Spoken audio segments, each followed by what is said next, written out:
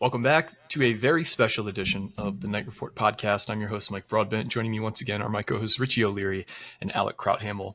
In a few moments, we'll be joined by the new Rutgers athletic director, I guess new as of July. Keli Zinn is going to come on and talk to us about a number of topics. So really excited to have her on the show and appreciate her for giving us a little bit of her time. But before we get into the interview with Keli, I wanted to thank once again our sponsor, FanDuel. Rutgers and Maryland has seen a flip in the line. It opened as Rutgers as a 1.5 point favorite, and now Maryland is a 1.5 point favorite.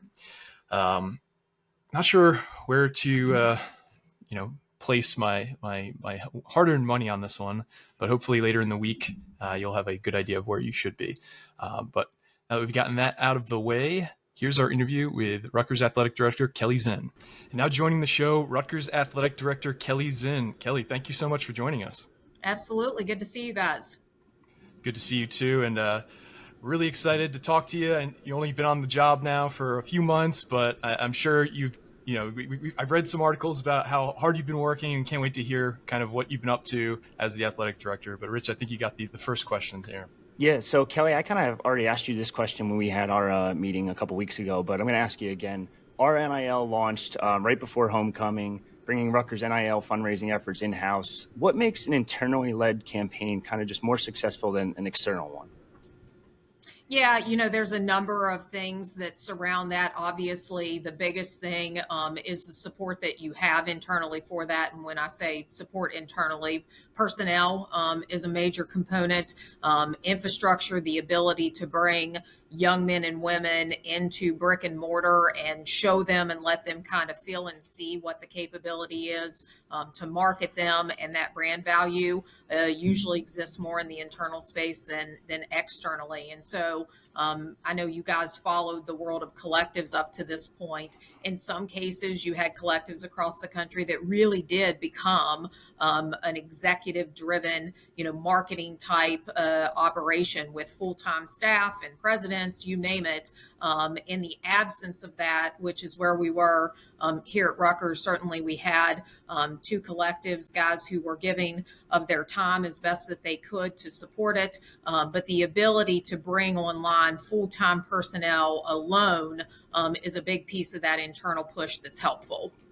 And I asked you this one too, actually, but I think the biggest thing right now is confusion among the fan base of where they're supposed to donate their money, what they're supposed to do. You have the Athletic Excellence Fund and you have the RNIL. Can you kind of just explain the differences for people? Yeah, and I appreciate that question because really what happened on July 1, and that was in response to the House settlement that ushered in revenue sharing in the world of college sports. The old days of name, image, and likeness, and I say the old days, the timing leading up to July 1st of this year, you could utilize traditional dollars to support NIL. All the stories were written across the country of various donors who were able to stroke a pretty significant check in exchange for QB1 or the top running back or the top offensive tackle in the country. And in exchange for that, those young men, while they needed to do something to meet the rules, it wasn't that significant, right? You could justify those relationships through a couple social media posts or whatever that donor was comfortable with, as long as there was some level of a quote unquote deliverable that passed the smell test for those who were governing that space, largely the NCAA. In response to the House settlement and as part of that, the $20.5 million that goes directly to student athletes. The now new name, image, and likeness that many people refer to as above the cap, that has to come from a valid business purpose. You can no longer have a donor who does not have a corporate backing or organization to offer those dollars in exchange for something that is not a valid business purpose. And so there's a new governing body, the CSC, that's separate from the NCAA. And essentially what they are responsible for is any name, image, and likeness opportunity that exceeds $600 for a student athlete has to go through a review through their system for a valid business purpose. They then look at a fair market value of that opportunity and that agreement between the athlete and the valid business. And then there's a range of compensation that's also established based upon what's the scope of the deliverables on that, what's the extent of the marketing value. And so it is truly business driven as of July 1st. As a result, you have to have the means to be able to support that. And so what you saw with the Athletic Excellence launch was essentially an opportunity for that traditional donor who can no longer support name, image, and likeness to instead support the revenue share, but more specifically, new scholarships. You may be aware that in addition to the NIL piece of the settlement, the other big piece of that is now schools are able to provide scholarships unlimited to their programs. And so if we wanted to give 34 full baseball scholarships versus the traditional 11.7 among 27 players, we could do that today. And so there's really two priorities in this space that I identified in week one. The first one was scholarship support, and the second one was name, image, and likeness. Name, image, and likeness is our biggest deficiency.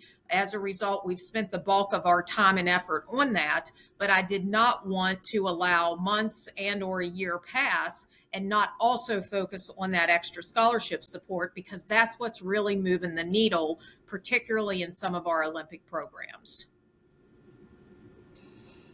And obviously, you've been in a lot of different athletic departments. You've seen a lot of different structures. One of the hardest things as a leader that anybody has to do is implementing change and understanding when it is time for change, whether that be at a personnel level, whether that be at a facilities level. Talk about your process for determining when it's time to make a change inside an athletic department.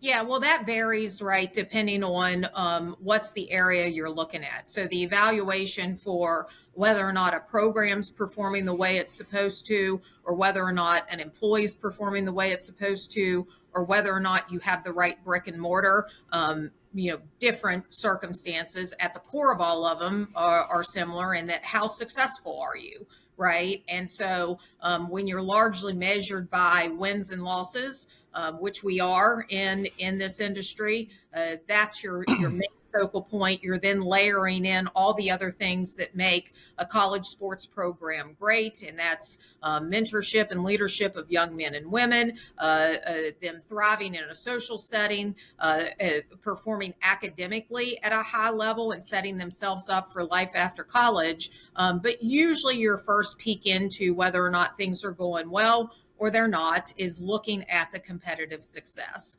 And so we've done that very quickly. If you are sitting with me, right, I have information that shows the past 5 years of our programs. We've looked at everything from national records to postseason competition to league competition, wins, losses, recruiting. All of those things really go into what is an established foundation for why we are where we are, but then more importantly, where are we headed? And so when you talk about change, change right now has been really well received by a lot of people, internally and externally, right? Because the change is we've just got to make things better. And so whether that's putting in an infrastructure for name, image, and likeness, or having a different way that we steward donors, or working with individual staff to make sure in the areas they're in, they're thriving, whether that's ticketing, marketing, academics, business operations, facilities, right? We've talked about game day operations and what that looks like. So it's really establishing the expectation of what we want to achieve, and then working directly with the parties who have the biggest opportunity to impact that. And if you get it done, great. If you don't, then obviously in a position of leadership, you have to seek to make a change in the individuals who are responsible for that expectation. And you've kind of talked about facilities in the last answer, but looking more at them now that the fall season's starting to get into its stretch run, the winter seasons are going to start kicking off. Rutgers women's basketball got its first win of the season last night. I guess, have you generated any short or long-term plans about facilities, particularly Jersey Mike's Arena and the football field house? Yeah, so admittedly, Jersey Mike's Arena is currently sitting at the top of that list. And the reason for that, and obviously I had the chance to spend some time over there even before last night. You all know this, right? We've got some significant progress that needs to be made in supporting basketball and also gymnastics and wrestling that live in that venue from a purely fan experience and amenity, right? There's nothing in that building that's going to harm the true competitive side of it. The court's fine. The arena's incredible. The atmosphere that I'm told exists there is going to be really, really impressive, and in some cases, second to none. It's everything outside of that bowl. Now, admittedly, I'd love to see a new center hung. And some of those things that, again, speak to the fan amenities to probably create a little better experience for the athletes, but mostly the fans. But when you look at restrooms and premium and just the navigation of that building, seating to a certain degree, there's a lot of room for improvement. And so that's a focal point, one, because of the number of people who come through there, but then also what opportunity exists. So if you walk right across the street, and if you all haven't seen it, I'm happy to give you a little tour in the future. You've got really second to none, one of the best training and development facilities in the country in the Athletic Performance Center. That's home to men's and women's basketball, gymnastics, and wrestling.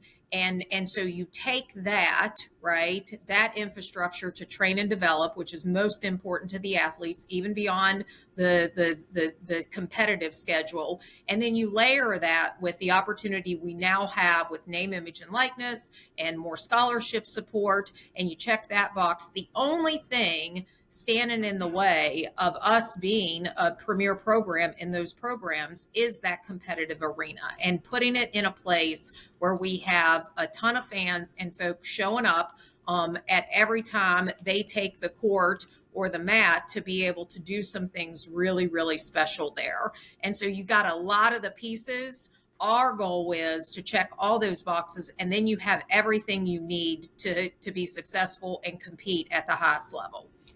Talking about one of those programs you just mentioned in basketball, you guys just hired a new GM for both men's and women's basketball, Rob Sullivan. Kind of how involved were you with that process of hiring him, and how do you kind of plan to work with him in his new role?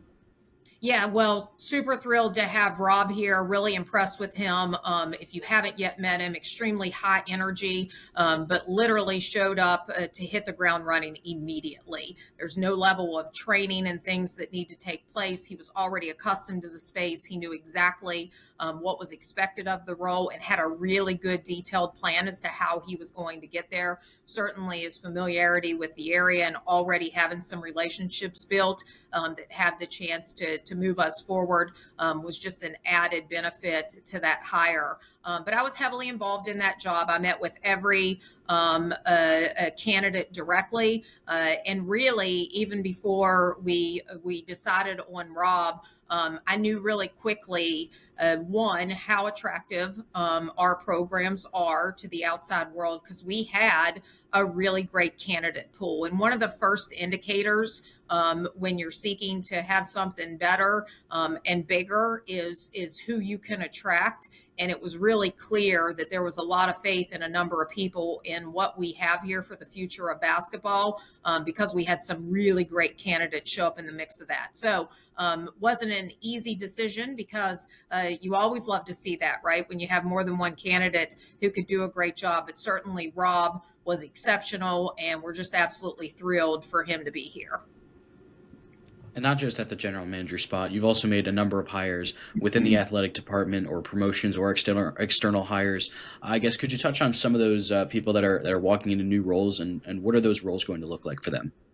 Yeah, so the biggest one was obviously the chief operating and revenue officer, and Todd Nicely, who joined us from Ohio State. We also hired a deputy AD, senior women's administrator, in Brittany Odell. Today, we have a new vice president for development who's starting in Maggie Long. We promoted Matt Colagiovanni. You'll see that go out if you're not already aware, to that deputy AD chief of staff role. And then PJ Mullen also saw a promotion within the department. He's absolutely incredible in that marketing and brand space. He's going to do really, really well in name, image, and likeness for a number of reasons. And then Chris Chung, who's probably our smartest person in the building, and we should all, seek to surround smarter people around us.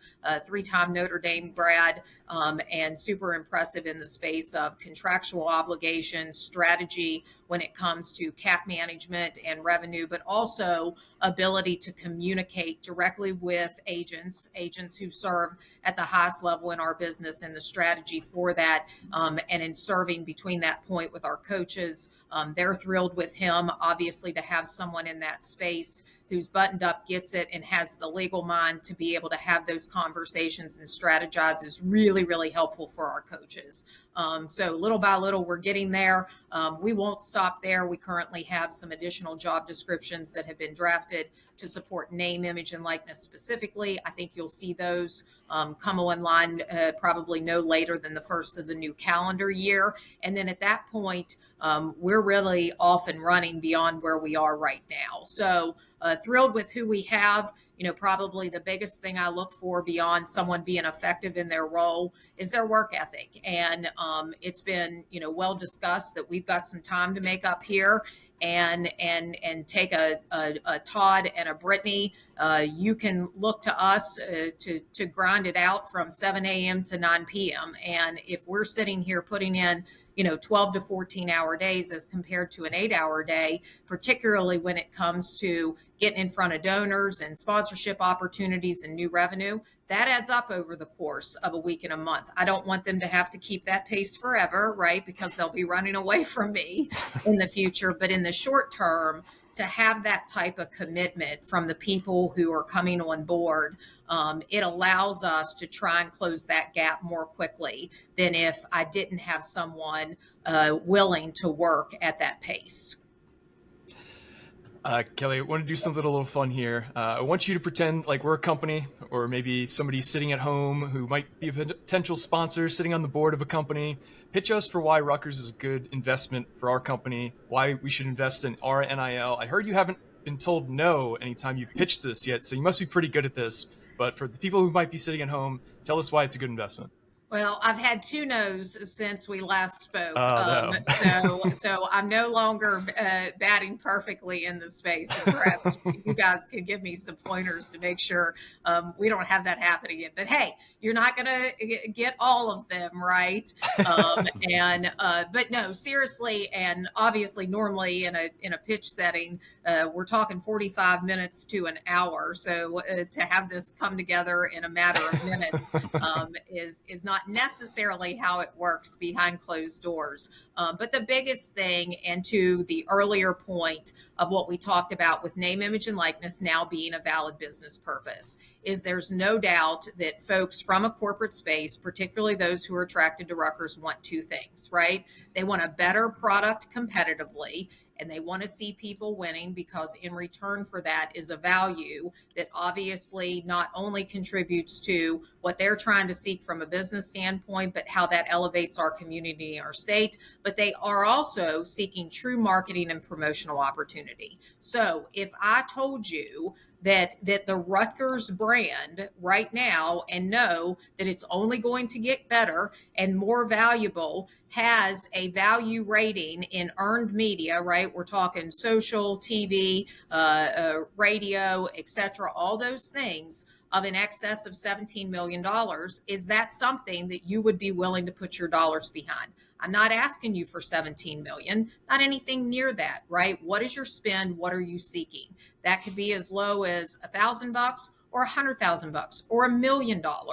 And in exchange for that, beyond the earned media that exists, we also have other significant opportunity for you and your business. We have sponsorship in the form of static advertising or digital advertising. We have the opportunity for you to come in, and if it's hosting clients or giving back to those that work within your company organization and creating something celebratory that people want to be a part of, we have that inventory, right? It all surrounds sports, athletics that will forever be celebrated. Attach it to the Rutgers brand, which is in fact very valuable, and I will show you why that's the case. And then we will work with you to directly pair with student athletes are capable of boosting your company and your organization so that you see a return on that investment. After we spend a year in that space with you, we're going to come back. We're going to show you the metrics of how that performed if you're not already evaluating them yourself. And then you're going to see that not only are you happy and pleased with what happened through the current term of the agreement, but then we're going to talk about a future agreement as to why you're going to continue in that space. All right, where do we sign? I think you got us. You got a yes here. Next up for name, image, and likeness is the Knight Report, and I look forward to talking with you gentlemen as to how we're going to promote your wonderful company and podcast. Ooh, I love it. That's perfect. Now that Mike said that was a fun question. It seems like it was more of a serious question, serious pitch, a little bit too much effort. So I'm going to throw a couple softballs at you. New Jersey's just so well known for its food, whether it's Italian food, bagels, pizza, et cetera, et cetera, et cetera. What is your favorite food since coming to Rutgers? Pizza. Okay, fair enough. That's simple. Do you have a favorite pizzeria? That's actually the real question. You know what's so funny is, actually, I'm not going to plug. So yesterday, I had the best pizza that I've had thus far in New Jersey. And was meeting with a supporter, of course, who offered to actually bring me lunch, right? Normally I'm trying to treat them. And it was exceptional. So I do know who that is, but I'm actually going to stop short of sharing it and see if perhaps there might be an opportunity in the future to work with them and give them a little plug. Who knows? Maybe we should launch like a New Jersey pizza competition, and we'll promote the pizzerias in exchange for NIL, etc. All kinds of opportunities. There you go. Why not have it on the boardwalk before a game? Love it. Have all the pizzerias come up. There you go. Yes, There you go. fantastic. Gatekeeping your favorite pizzeria. You're a true New Jerseyan already. There's a reason why I constantly say pork roll to the people. Oh, see, you are know. not pleased with that. There's But you're right, type of ham there that if they enter into an agreement with us, I will change that position. Okay, interesting. But you also are right with calling it pork roll. Yes, 100%. It's get off the top. Yeah. Oh, it's good. pork roll. Here's my pork roll family. Yeah. Favorite NJ beach town? I know you only got here in July. I don't know how much beach days you really had to enjoy, but. Yeah, so I haven't had any. Okay. Wah wah, right? Yeah. But I have heard great recommendations, and once we hit our NIL goal, I will make sure that we get to one of the beaches and come back and tell you all my favorite. But right now, I haven't made it yet. And I got one last one for you. I don't know if you're a big golfer, but I know your husband's a pretty big golfer. Does he have a favorite golf course yet? He probably does. I don't know which one is at the top of that list, but I will tell you, he has absolutely raved about the golf here. And so it certainly is a piece that has caused him to fall in love with the place. And he's been able to get out quite a bit. It just got cold here recently. So the last time I watched him come in with clubs, he was certainly dressed in a way that was a little different from down south, but nonetheless still having a great time with it and the people that are involved in that space. Yeah. So we got another fun one here. So the Big Ten recently designated Rutgers and Maryland as the rivals in the conference. There's so many different football rivalry games, trophy games. Seems like there's a random trophy everywhere in the conference. Is it time for Rutgers and Maryland to get in on the action and get their own trophy? I think it is. It might be, certainly. And one of the great things about college sports are, in fact, those rivalry games. And if we don't already have those, we need to seek to create it. But we'll start here on Saturday and figure out how to get the win. And perhaps that's something that we could bring online in the future. we have certainly put many ideas out there for a potential trophy. So feel free to pick our brains if you need any inspiration for a potential I will trophy. say whatever we do, we have to get that trophy right. And so having the opportunity to distribute a number of those in my past walks of life, in some cases they're extremely heavy and difficult to get on a plane or some of those other things. So we should think about that as we're establishing what that looks like. You guys did a great job in the past with the Rutgers Seton Hall trophy, how it's pieces of different boardwalks after Hurricane Sandy. That was like, you got a high bar to live up to with rivalry trophies for sure. Love that. That's awesome. So the last one we got, this one's a little bit more off the beaten path. So I have some family with ties down in Morgantown. I've lived there at some point, still live there. My uncle actually used to own a restaurant called the Glass House Grill in Morgantown. I know you spent a lot of time down in West Virginia. I like by your reaction that sounds like familiar to you. Have you heard of it? Have you been there during your time in Morgantown? I've been there a number of times. Is it still there? I'm not sure. I don't remember what year my uncle sold it, I believe. Okay. But it was the administrative offices back, and not that Morgantown's a big place, right? But to tell you how close that was. So the administrative offices in athletics were in the basketball arena, the WVU Coliseum.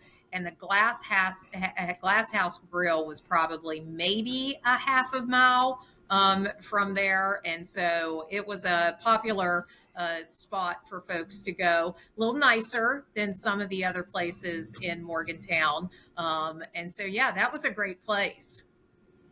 I will definitely have to tell my Uncle Drew that, and he will absolutely love it because he's a heck of a chef, and it was that was great. You tell him to bring that back if it's not still there. Go pluck off another one somewhere and reinvent. Well, Keli, you've been great with your time. I want to give you one last opportunity to pitch whatever you'd like to say. Send a last message out to Rutgers fans. Tell them where to donate to RNIL or the Athletic Excellence Fund. Floor is yours. Yeah. So again, I mean, obviously we have so many people who are supporting us. But right now, and as I have a donor who every time we get together, we talk about, we don't have the time to take our time, right? And we are, in fact, working really quickly, knowing that our best opportunity to change what is a better product in that competitive setting is through both the transfer portal and the current recruiting cycle, which is up on us now. And so every little bit counts. If you look at the number of people who have gone to Rutgers, who live in the state of New Jersey, all of those things, a little bit can really add up. And if we have pushed together in order to elevate those circumstances, we can do so. And so if your passion is athletic scholarships and giving opportunity to young men and women, certainly, who we're going to attract with high talent, you can give that to the R Fund via our Athletic Excellence Program. Those are tax-deductible dollars. And then separate from that, if you are a business or organization and you're seeking marketing opportunity while also being able to be a part of what our successful will be in the future in those celebrations, then you can support RNIL. That is through the Scarlet Assets Management Company, and you can find all of that information online. Again, every little bit helps. So if we can get a lot of people to support, we are well on our way, and we're going to be celebrating a lot in the future for everybody who contributes to that. Well, Keli, thank you again. You've been great with your time, and hopefully we'll talk again sometime soon in the future. But until then, this has been another edition of the Knight Report podcast, signing off. Go RU.